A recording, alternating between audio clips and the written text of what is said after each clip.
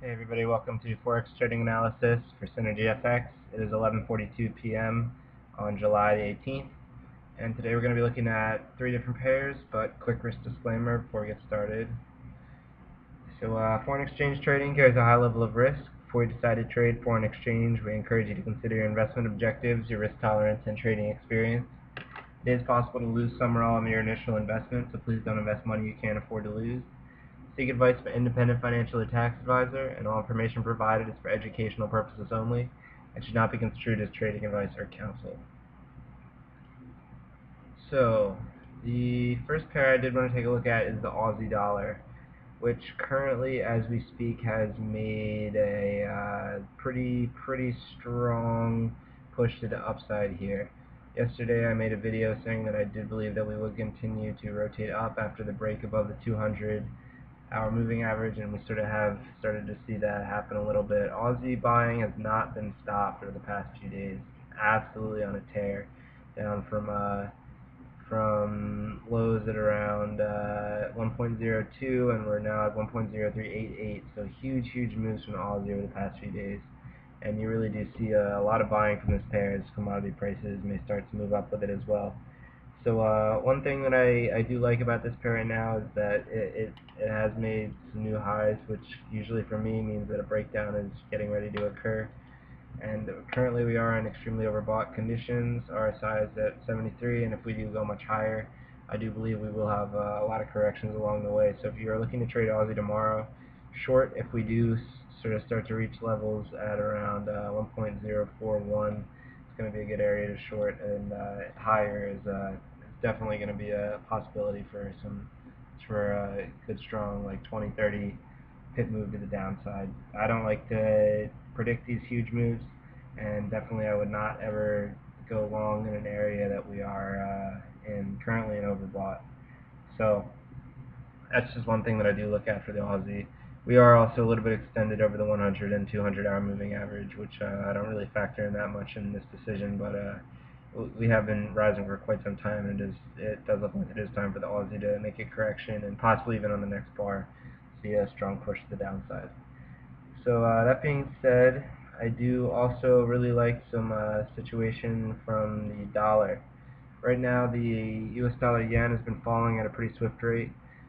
Despite a lot of dollar buying, we've seen rotation down from around the 80.3 level, and now we're trading at 78.545. And I like this pair right now because currently we are in strongly oversold conditions. RSI is printing at 22, and if we do start to go much lower, then buyers are definitely going to see a cheap dollar. And as many of you know, I'm very bullish in the dollar, and while the yen is an extremely strong pair, I do think that people will look at it as an opportunity to start to buy more dollars. So definitely another pair that I did want to take a look at, just based on the fact that we have seemed to extended ourselves to the downside pretty far. Not too far though. If we do see lows at around 78.2, I would not be surprised, and I wouldn't look to enter too much of a position that you'll get leveraged out, because these are very risky markets, and pairs that do tend to move very quickly, and you can't always be ready for it. So keep your positions very small in order that you have a lot of wiggle room for uh, error, because I found that really your biggest losses are the ones that absolutely destroy you, and that's when you're margined out. So if your trading size is that is it'll take an extreme market move, such as one that's never ever happened before, to be leveraged out, then that seems like it is about the right trading size to be trading. So I have also found that taking very small profits is also very beneficial in this market.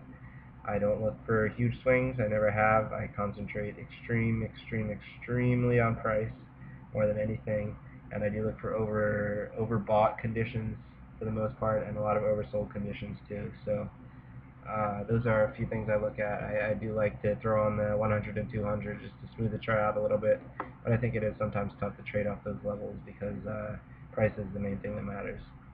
So that's my little rant about what I see wrong for most people, because this system really has been working, and I I have been able to see some very good profits with it. So Anyway, I digress. So the U.S. dollar Swiss franc is the last pair we're going to take a look at, mainly because the daily chart has shown also extreme strength for the dollar over the past few days, but we have been rising for quite some time, and we do see a pretty obvious bull flag here, bear flag. Sorry, not bear flag. What am I talking about? Bearish divergence.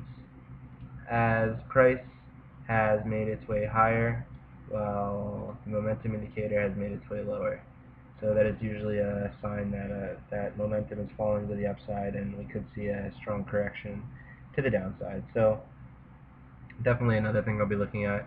If we start to fall, I won't look too much past 96.3 because I don't think that the dollar will have very much to fall, and people will start to buy the dollar in droves again.